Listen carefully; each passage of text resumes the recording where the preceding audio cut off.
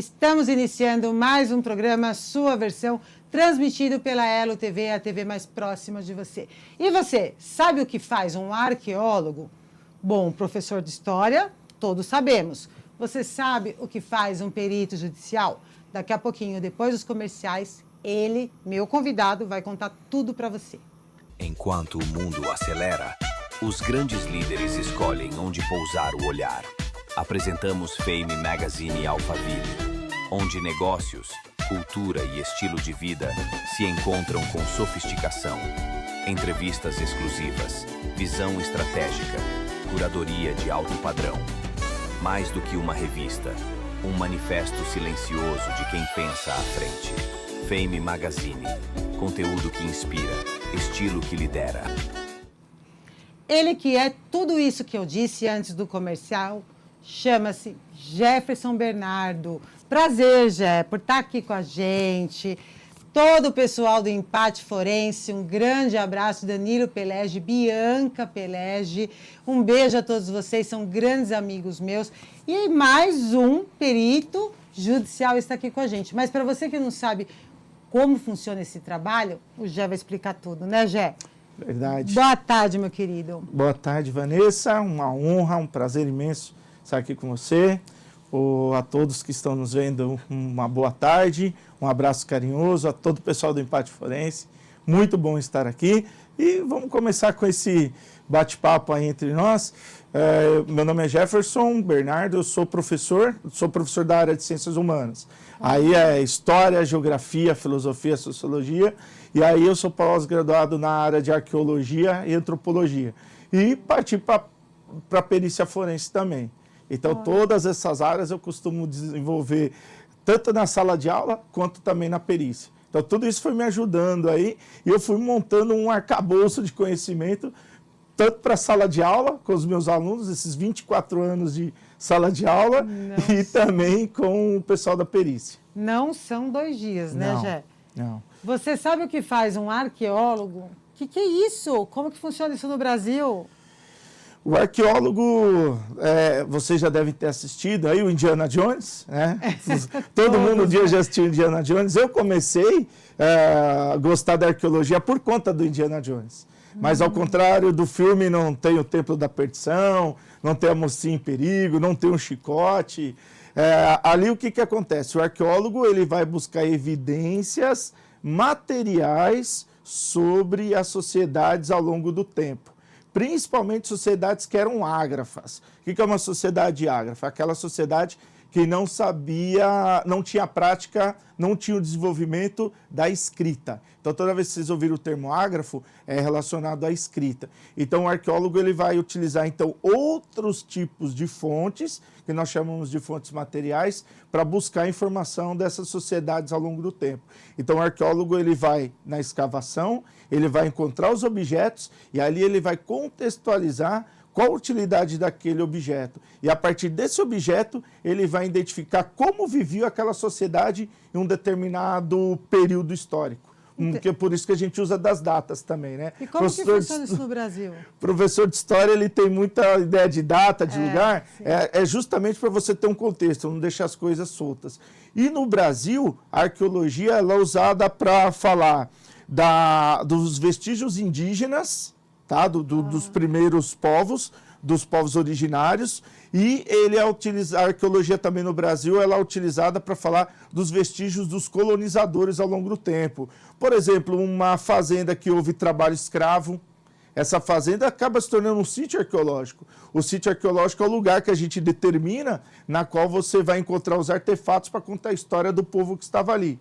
Ou a questão indígena, ou a questão escrava, ou a questão da colonização portuguesa e de outros povos que fizeram parte no Brasil. Diferente do pessoal da Europa, que pega vestígios medievais, ou diferente do pessoal da África, por exemplo, do Egito, que fala das pirâmides, das múmias, dos faraós. Olha que interessante. Como que funciona no dia a dia, por exemplo? Como que vocês escolhem qual lugar que vai ser trabalhado por um grupo de pessoas? Como que funciona isso? Existe uma entidade que cuida dessa parte ou é totalmente individual? Como que funciona o dia a dia? No caso, para você identificar onde está um sítio arqueológico, você desenvolve uma pesquisa e essa pesquisa ela vai apontar para você onde há possibilidade de encontrar esses vestígios. Geralmente parte das universidades. Existem também empresas privadas que fazem o trabalho de arqueologia. Eu, por exemplo, eu costumo dizer que eu sou um arqueólogo freelance. Onde tem trabalho e eles me convidam, eu vou estar ajudando, eu vou estar atuando. O meu problema é que, assim, por conta da sala de aula, não dá para conciliar muitas vezes, porque você tem um trabalho que vai durar bastante tempo na escavação e eu não posso chegar para os meus diretores, para os meus coordenadores, meus alunos, falar, eu vou ficar tanto tempo afastado para fazer um outro trabalho. Isso não seria ético. Então, geralmente, cabe às universidades e algumas empresas que cuidam, né, que a gente chama de prospecção arqueológica. O pessoal, antes de um grande empreendimento, aquela área ali você já pesquisou, você já estudou, foi uma área de ocupação indígena a um determinado período. Então, antes de liberar para uma obra, para um grande empreendimento, o que você faz? Você vai lá, faz umas quadrículas, vai escavando, para ver se você encontra os vestígios indígenas. E quando encontrado, o que isso muda no dia a dia ou como fonte da ciência para melhorar o que na prática? Como que funciona essa questão? Achamos esse material de tal data, mas o que esse material de tal data melhora o futuro? No caso, existe a situação assim, é a memória e a história. Quando você traz de volta, né, traz da terra um objeto de determinada cultura, você vai trazer para a sociedade atual como vivia a sociedade antiga. Então você está resgatando a história, você está resgatando a memória, você está mostrando para a sociedade que existia uma outra sociedade antes daquela que está vigente. Então você está trazendo de volta a memória de um povo. Então você faz a preservação da história, da cultura e da memória de um povo.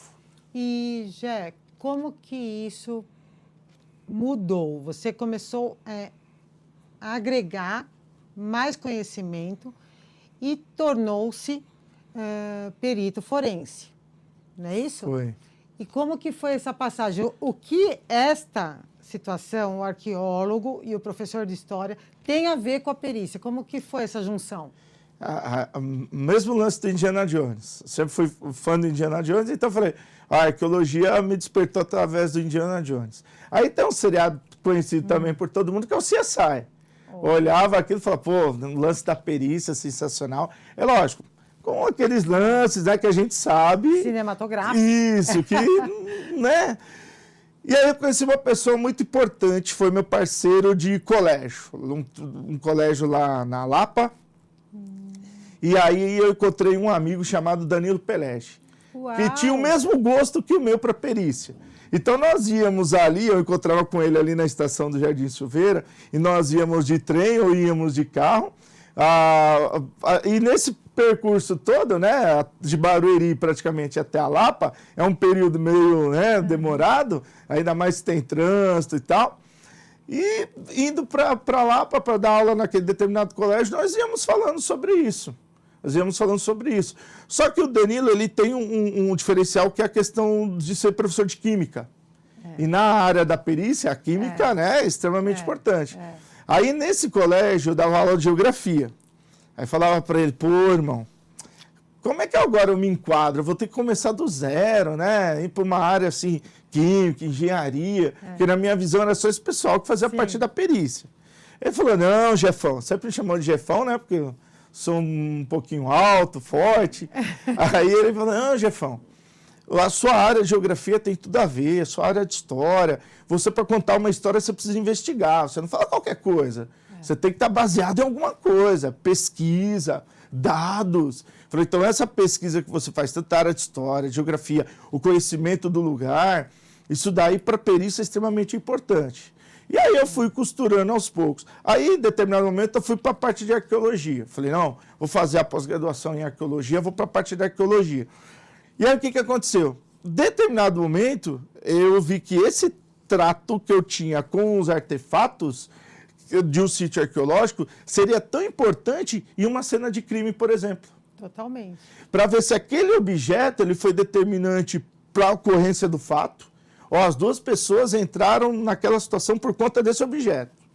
Imagina, ó, duas pessoas que brigaram porque o artefato era presente do avô, era herança do avô, e eles brigaram por causa disso. E aí um acabou fazendo mal para o outro. Sim. Ou se aquele objeto simplesmente ele foi usado, por exemplo, como arma do crime. A pessoa pegou aquele objeto e deu na outra e acabou acontecendo uma situação pior. Ou se aquele objeto simplesmente estava ali por estar. Então ele não fez parte do fato, ele fez parte do contexto, só que ele tinha impressão digital, ele tinha manchas de sangue. Então esse cuidado que eu tenho com os objetos dentro da arqueologia seria o mesmo que eu teria com os objetos na cena de crime.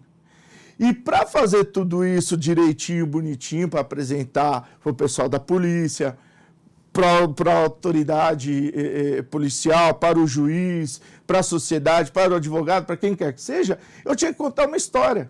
Eu tinha que colocar os fatos ali num contexto, num período, e eu falei, pronto, vou usar da história e da arqueologia junto dentro da questão da perícia. E aí eu não precisei voltar a estaca zero, não precisei abandonar minhas áreas, que eu gosto, tenho um grande carinho pela história, pela arqueologia, não precisei abandonar minhas áreas, e aí o que eu fiz? Juntei tudo e apliquei dentro da perícia, que é justamente o que eu costumo fazer dentro do empate. Mostrar para os alunos que esse lance do contar história, do trato com os objetos dentro de uma cena de crime, ou um objeto que sirva para fazer uma investigação. Por exemplo, agora, né, nós estamos com aquela situação das bebidas adulteradas, né? Uau. Pô, aquela garrafa, ela é um objeto, ela é um artefato, ela que vai ser a peça de investigação de estudo.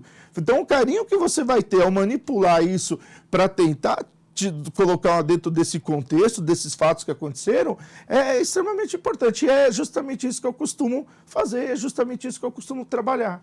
Então, eu consegui costurar as minhas áreas de conhecimento dentro da área da perícia. Não, porque se você for ver, está intimamente ligado com uma questão. Você é um curioso, né? Exato. Então, você gosta de explorar. Não é isso? Porque minha professora de história dizia assim, história é o seguinte, a gente tem que conhecer o passado, para entender o presente e melhorar o futuro. Exatamente. Tem tudo a ver isso, né? Totalmente. E por que você não pode gostar de várias áreas? Todo mundo me questiona isso também, viu, Jé? Sim. Todo mundo. E a área de perícia, esse desvendar, primeiro que tem que gostar, tem que nascer para aquilo. Sim. Mas também é instigante, não é? Claro. É isso que move o profissional, você não acha? Se você sente, assim, um desafio, eu vou alcançar? Porque sempre que acontece aquela situação, você fala assim, nossa, é como se fosse um quebra-cabeça. Eu costumo falar para os alunos que é isso. É um grande quebra-cabeça. E cada pecinha que você vai colocando ao decorrer do tempo, é a história que você está deixando clara.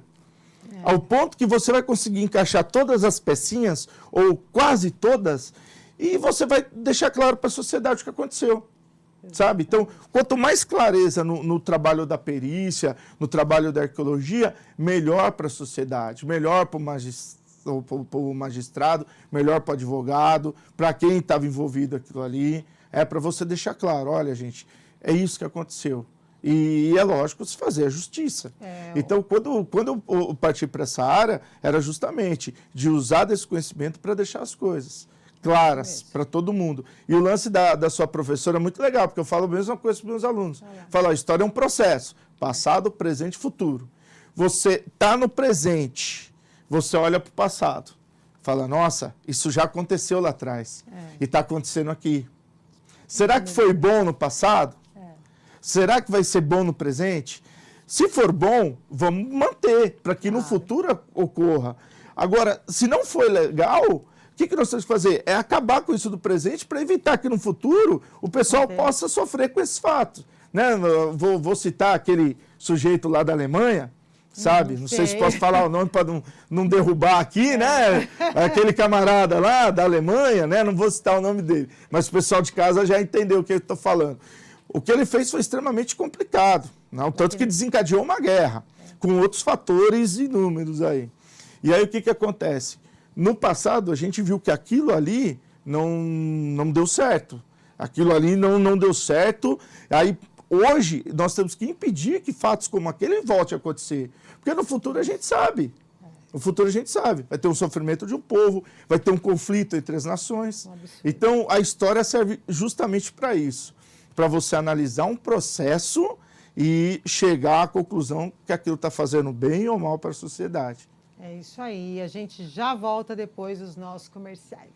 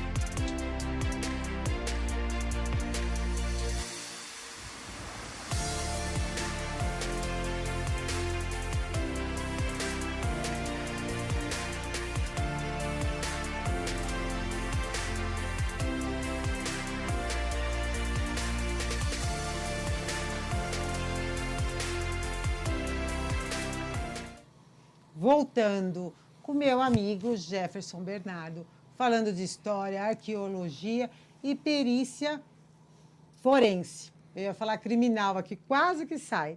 Jefferson, a gente estava falando sobre história, sobre entender o passado, entender o presente, melhorar o futuro, tudo isso.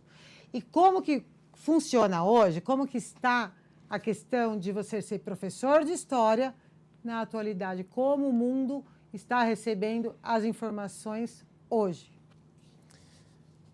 Olha, Vanessa, hoje a situação é complicada, porque hoje você tem muita fake news, tá? Você tem muita... Como lidar com isso? Você tem muita informação errada que vai brotando aí de todos os lados, principalmente das redes sociais. A rede social, ela acaba sendo um termômetro para muita coisa. E às vezes ela está sendo um termômetro para coisa que não é válida, está errado. E eu, como professor de história, sofro pra caramba, porque em determinado momento acontece alguma coisa e você toma partido dizendo que aquilo está errado, independente de quem está sendo envolvido, o X ou o Y, e aí se você fala do X, é porque você é a favor do Y. Então, mas aí é numa questão de eu tenho algo a dizer. Quando você gosta da banana, e aí você fala, eu gosto dessa fruta que é maravilhosa, faz bem para um monte de coisa. Você não está falando mal de outra coisa, né? Mas é o que Mas acontece. Mas as pessoas estão usando tudo contra você mesmo, né? Sim. Tudo é politicagem, tudo você está tomando partido de alguma coisa. Nossa, e às vezes você apenas está tentando esclarecer uma situação. Aí se você fala do Y, porque você está tomando partido do X. Entendeu? Então, e outra coisa assim, que está acontecendo muito, esses dias não, meses atrás, saiu, vou dar um exemplo, saiu uma notícia das pirâmides, que tinham encontrado lá debaixo das pirâmides toda uma estrutura. E aí, é polêmico isso. Foi. E assim, mostrou-se por A mais B, por todo mundo da área da arqueologia, que não existia nada das pirâmides. Mas como que uma pessoa comum, uma pessoa do povo, que tá vendo essa notícia correr, onde que ela busca informações fidedignas? Então, que eu fiz uma pesquisa na área de antropologia, que agora eu estou me arriscando na área de antropologia. Não a antropologia forense, né, ali da questão do corpo e tal, mas da antropologia mais social, do comportamento, entender como que o ser humano chegou naquela situação, sabe? Aquele vizinho que todo dia de manhã te dá bom dia, que leva o cachorro para fazer as suas necessidades na rua, que você passa e fala, pessoa sensacional. Numa bela manhã de sol, ele comete um crime terrível. Aí você fala, gente, como? Então, a antropologia que eu estudo é para entender um pouco disso. Então, o tentar, né? Porque não é fácil. Não, não é. E aí, o que acontece? As pessoas, elas gostam muito de teoria da conspiração. Totalmente. Teoria da conspiração. E sensacionalismo também. Sensacionalismo, teoria da conspiração. Isso dá engajamento. Às vezes as pessoas sabem que aquilo é uma loucura, mas eles vão. No período da pandemia, a gente viu a cascata de coisas que aconteceram. E desse período das pirâmides foi muito legal, porque foi um pessoal lá que não era muito da área e acabou falando que embaixo tinha estrutura. Aí todos os arqueólogos do mundo desmentiram, todos. Até alguns que eu olho e falo, não, esse daí não é do ramo. Mas ele foi lá e com fontes e viu que não tinha. E aí o que acontece? Você vai, aí a pessoa que está fazendo a teoria da conspiração publica um vídeo em determinada rede social, 100 milhões de visualizações. Aí você fala, nossa, aí vai o pobre coitado que vos fala e fala, pessoal, não é assim. Aí você mostra fontes, cita outras pessoas extremamente gabaritadas, fala, tá vendo? Não é verdade. Aí embaixo, as pessoas te destroem. Ah, que você não quer que as pessoas conheçam a verdade. Como não? Eu sou o mais envolvido nisso. Eu gostaria muito que tivesse mais coisas. Seria da minha área, sabe? Da minha área. Eu adoraria que tivesse as coisas. Mas não. Esse lance do sensacionalismo, esse lance do fake news, esse lance das teorias da conspiração, elas atraem muitas pessoas. Não sei se por curiosidade ou por coisas que a pessoa pensou, encontrou pessoas que pensam igual. Aí ela fala, não, eu vou nesse caminho. E aí, de repente, o que acontece? Você tem esse monte de coisa, aí o pobre do professor de história vai tentar desmentir, vai tentar dar uma luz ali, e aí você é o do contra, você é o cara que está querendo esconder a informação do povo. Nossa, mas eu sou aquele que gostaria muito de falar sobre aquilo, de novas descobertas, de novos assuntos. Como você acha que você poderia se comunicar melhor com os seus alunos, de modo geral, para trazendo para eles onde é a fonte das informações? Porque às vezes falta isso, e falta pessoas que têm seriedade no que faz, orientar as demais onde buscar informações que são fidedignas e verdadeiras, tudo isso para que a gente não fique perdido, porque agora é um caminho sem volta. Sim. A gente está com o celular na mão, vem informação de todos os lugares, as pessoas se aproveitam para engajar, e nós não sabemos para onde correr. Como que funciona agora? A situação, no meu caso, eu só consigo deixar as coisas claras, eu não consigo ainda um alcance muito grande. Assim, eu não tenho investido tanto em rede social, sabe? Eu estou ali no Instagram, no Facebook, no X, sabe? Mas é por conta do tempo mesmo. Muitos, os próprios alunos pedem. Mas no meu caso mesmo, eu só consigo fazer essa questão funcionar dentro da sala de aula. Estando ali dentro da sala de aula com os alunos. Porque ali eles me conhecem. Ali eu falo determinada coisa, eu mostro vídeo de determinado professor, extremamente gabaritado. Eu trago livros, eu trago fontes primárias, e aí eu deixo claro para eles. Falo, ó, tá vendo? Esse é o caminho. Então, assim, com os meus alunos eu procuro deixar a informação mais clara possível e instigo que eles vão procurar as fontes. Ler sobre o assunto, sabe? Ler, pegar um livro, pegar algum filme, pegar, sabe? E a partir dali você começa a discussão e a contextualização. Então, dentro da sala de aula eu consigo. Fora dela, eu não consigo ainda, porque você publica alguma coisa e é até cansativo, porque depois você tem que ficar rebatendo, sabe? Totalmente. O camarada fala, mas você está escondendo a verdade. Nossa, eu gostaria tanto que a verdade acontecesse para a gente continuar falando sobre esse assunto. Então, dá um desgaste muito grande. Tem muita coisa que eu até deixo assim, sem dar uma réplica, uma tréplica em rede social, e tem assuntos que são polêmicos, só que eu comento, que eu deixo lá sem impossibilidade de alguém escrever, porque eu não quero. Há pouco tempo mesmo, foi uma brincadeira, mas eu estava com a minha filha Sofia, 14 anos, nós estávamos na livraria, e aí eu vi ali a obra do Marx, o Capital do Marx, né? Que envolve a questão do socialismo, do comunismo, que é um tema muito polêmico. Aí eu peguei as 3 obras dele e segurei. E falei, filha, tira uma foto. Ela tirou. Eu coloquei no Instagram, eu coloquei nas redes sociais, falei assim, divulgando o comunismo. Nossa! Todo mundo acabaram comigo, mandaram ir para Cuba. Esses foram mais, né? Fora os outros que mandaram ir para outros lugares, entendeu? Mas aí o que eu fiz? Eu fui lá, excluí tudo, eu falei, nossa, que feio, vocês me xingando. Excluí tudo e fechei os comentários. Falei, pronto, a foto tá lá, não apaguei, falei, não vou apagar, vou deixar lá.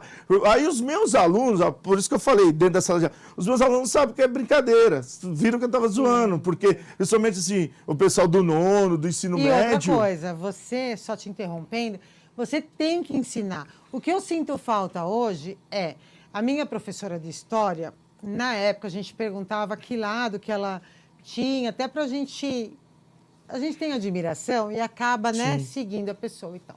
Como na nossa época não tinha celular, não tinha nada, então a gente queria saber o que ela orientava, até porque ela tinha mais conhecimento que a gente e poderia nos indicar um caminho, mas ela sempre se absteve disso.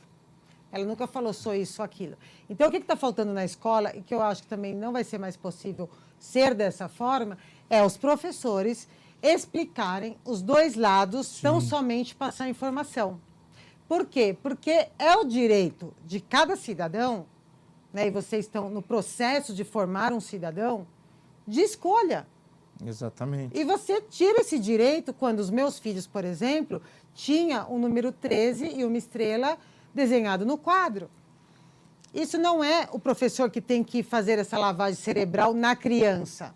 É, inclusive, antiético, é o meu ponto de vista. Eu acho que todos deveriam ter o direito de escolha e entender, da mesma forma, os 2 lados da moeda.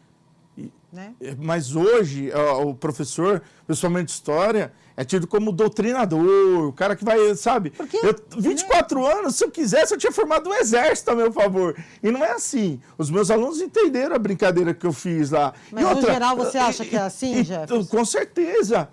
Tem professores que eles usam da sua autoridade para fazer isso. Só que o que acontece? Eu mostrei para eles, e outra, você tem que ler esse tipo de livro. Você não gosta de determinado autor, determinado assunto, mas por quê? Você tem que ler. Porque sabe o que eu sinto? Por exemplo, eu que sou também investigadora de polícia, eu ouço aberrações. Sim. E aí eu pergunto para a pessoa que está me falando o que ela sabe sobre esse assunto. Exato. E ela está vivendo em 1310 antes de Cristo, né? Então, quando eu falo qual é o trabalho real, como que é feito... Nossa, nós não somos monstros, né? E outra coisa, a sociedade evoluiu e a polícia também, os professores também. Mas por que você não recebe informação de ambos os lados para poder defender uma verdade até sobre o seu conhecimento? Né? Eu sempre deixei claro para os meus alunos. Meus alunos sabem as minhas posições políticas. As pessoas que eu voto, eu falo. Falou, votei nesse fulano por conta disso. Não votei naquele por conta disso, disso e disso. Virou uma lavagem eles sabem cerebral. tudo, eles sabem o time que eu torço, tanto quando o Palmeiras ganha, eu brinco com eles, quando o Palmeiras perde, nossa, eles me esperam na porta da escola. Eu acho que já até percebem, né, Jé? A gente já vota, vou interrompê-lo. Enquanto o mundo acelera, os grandes líderes escolhem onde pousar o olhar. Apresentamos Fame Magazine Alphaville, onde negócios, cultura e estilo de vida se encontram com sofisticação. Entrevistas exclusivas, visão estratégica, curadoria de alto padrão. Mais do que uma revista, um manifesto silencioso de quem pensa à frente. Fame Magazine, conteúdo que inspira, estilo que lidera. E a gente aqui está nessa discussão. O que você acha? Que era o certo ensinar às crianças todas as questões antes de ela mesma escolher um lado a seguir? Ou você acha que você que algum adulto deve interferir, induzindo o conhecimento do seu filho. E ele, como professor, está falando como que é o dia a dia desses professores quando passam informação, né, Jefferson? É verdade. E não só de história, né? O fato De todos os outros, de todos os segmentos. O professor de história, ele tem essa situação, mas assim, como eu falei anteriormente, os meus alunos sabem todas as minhas posições. Então, assim, muitos comungam, eles estão comigo, outros mais ou menos, e tem outros totalmente diferentes. Totalmente. E esse tem o mesmo respeito, tem o mesmo desenvolvimento comigo em sala de aula. Mesmo indo contra. E assim, existem determinados assuntos que você vai falar em sala de aula, você tem que falar, olha pessoal, não é para chegar em casa e falar que o professor disse isso, isso e isso. Eu estou te contando uma história. Dá medo de falar, né? Dá. Por exemplo, você chega no 6º ano e em determinado momento você tem que falar da evolução das espécies. Você tem que falar de Charles Darwin e aí tem lá uma polêmica entre evolucionismo e criacionismo. O camarada de uma vertente religiosa que você tem, ele vai chegar em casa e vai falar, o professor veio com o lance de evolução lá que não conta ali. Mas não é o momento que a criança vai entendendo que tudo depende e que existem vários pontos de vista sobre uma coisa? É isso que eu deixo claro. Dela aprender, né? Exato. Por isso que eu chego na sala de aula e falo assim, olha, você pode acreditar no que você quiser, você tem a sua cultura, você tem a sua crença, você tem aquilo que veio da sua casa. Porém, aqui comigo, você precisa aprender esse outro lado. Eu penso que deveria ser assim, Gé.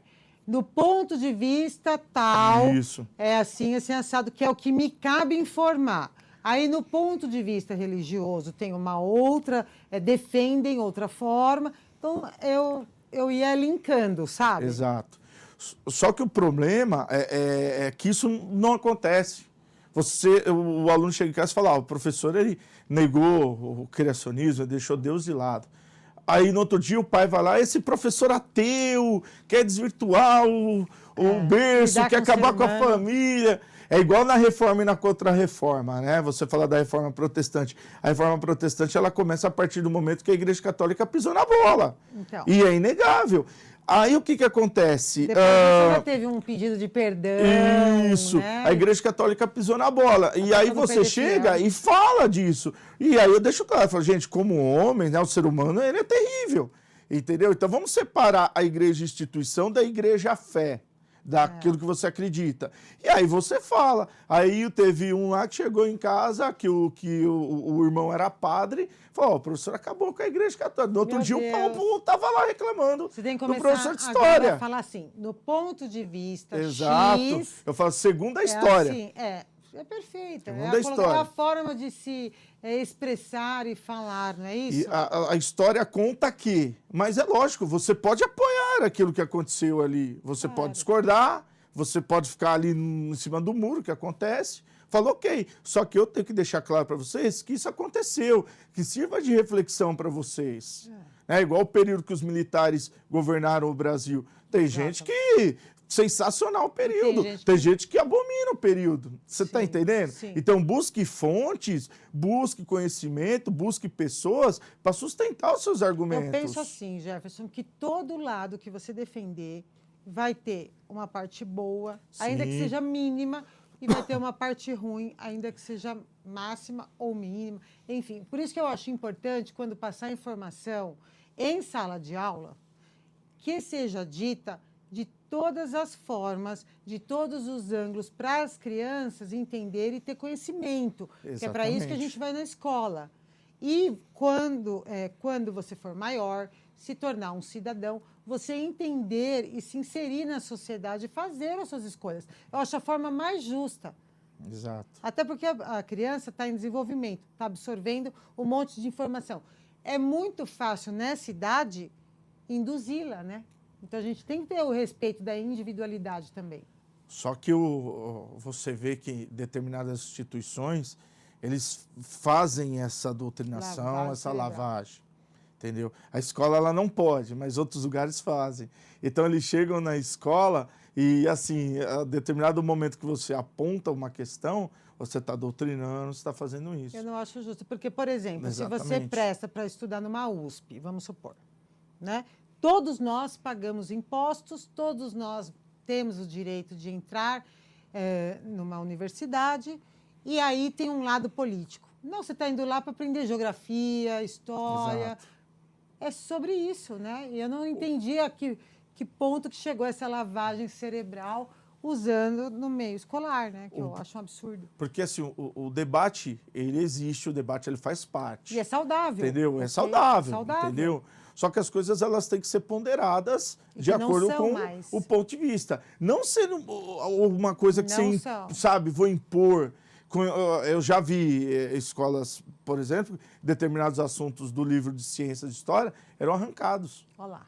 Porque não é para falar para os alunos coisa disso. Manipulado Porque aqui isso, nós né? defendemos uma posição.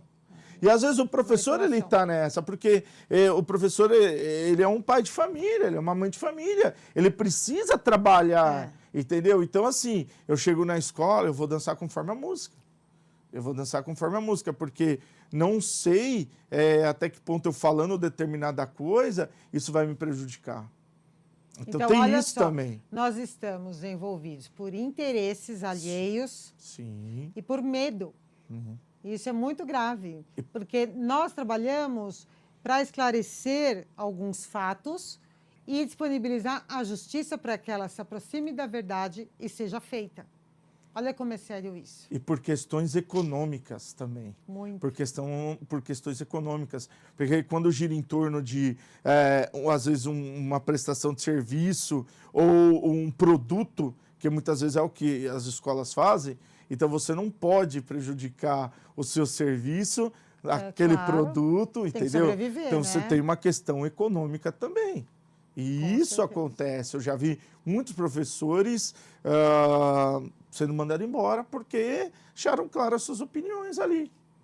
Entendeu? Então, eu com 24 anos de profissão, 24 anos de sala de aula, você vai chegando um momento que você vai entendendo como as coisas acontecem. Você fala, eu posso ir até ali. Se eu passar daquele ponto, eu vou me prejudicar.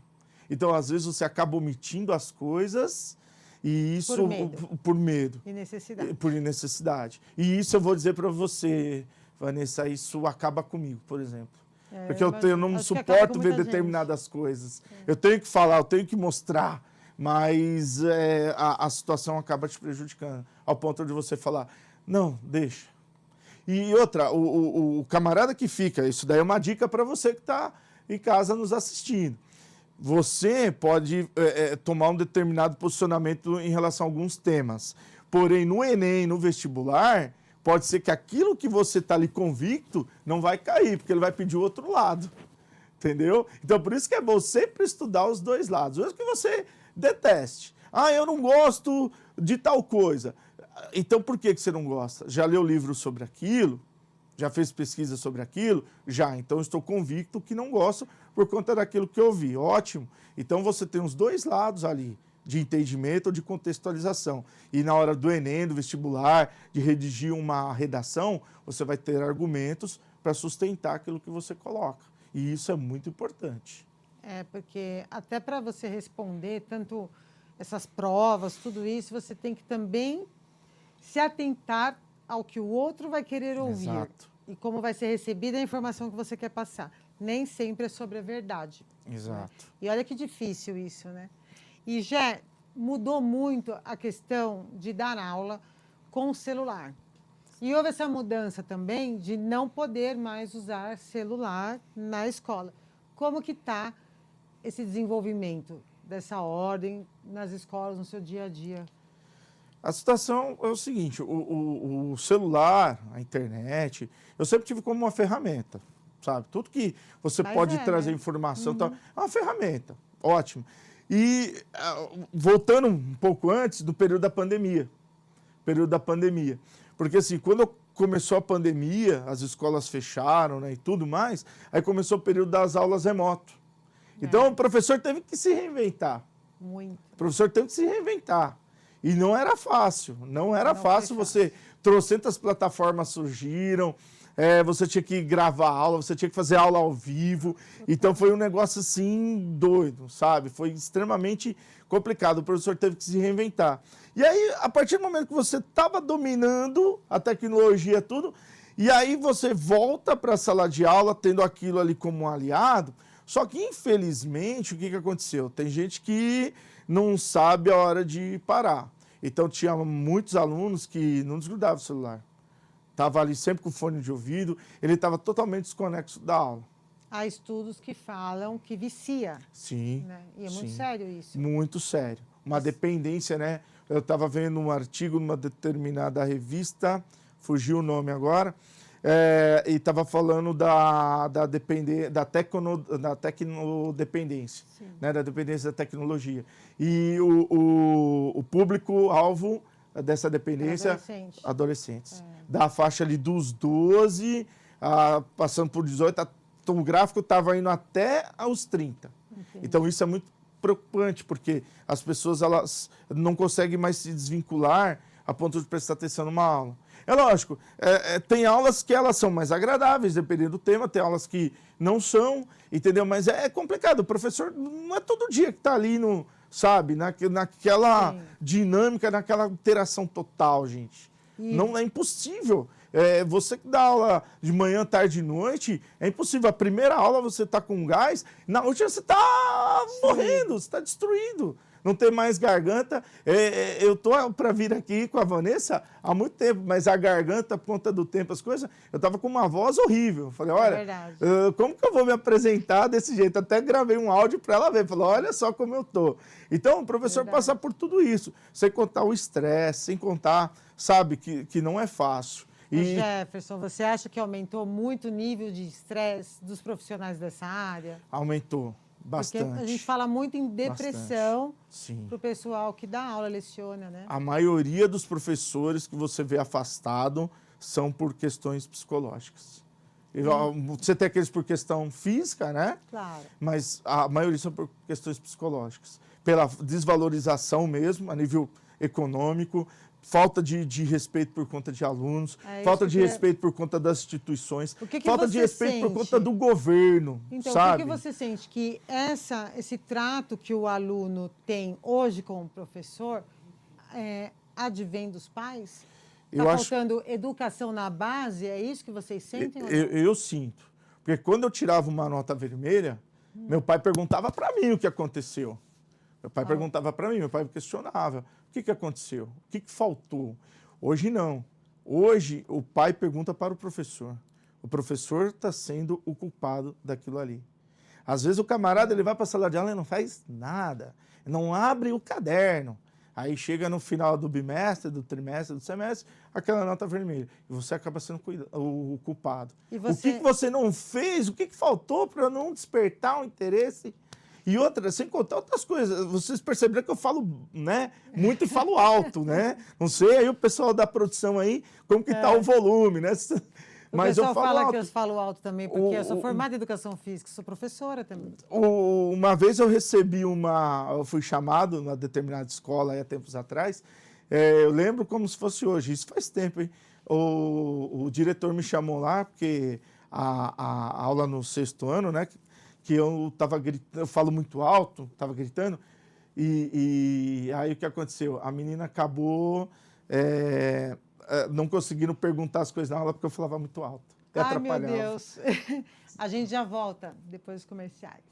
Enquanto o mundo acelera, os grandes líderes escolhem onde pousar o olhar. Apresentamos Fame Magazine Alphaville, onde negócios, cultura e estilo de vida se encontram com sofisticação. Entrevistas exclusivas, visão estratégica, curadoria de alto padrão. Mais do que uma revista, um manifesto silencioso de quem pensa à frente. Fame Magazine, conteúdo que inspira, estilo que lidera. A gente está voltando aqui com um tempo super curto para suas considerações finais.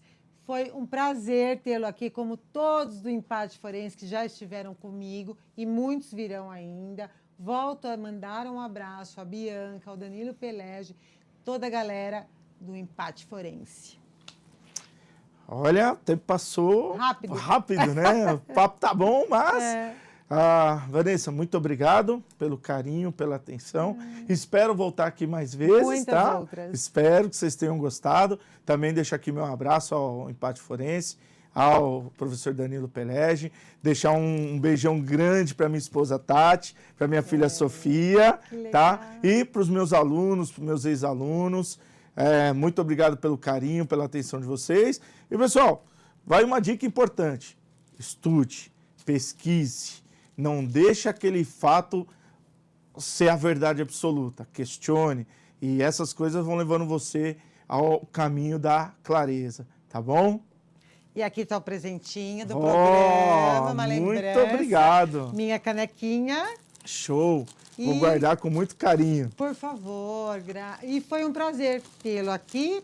E vocês que estão aí de casa, continuem nos acompanhando pelo Instagram, programa Sua Versão. Ative o sininho da Elo TV, a TV mais próxima de você. Curta, comenta, compartilha. A gente quer interagir com você, queremos ouvir quem você gostaria de estar aqui com a gente. Então, aguardo vocês. Beijos!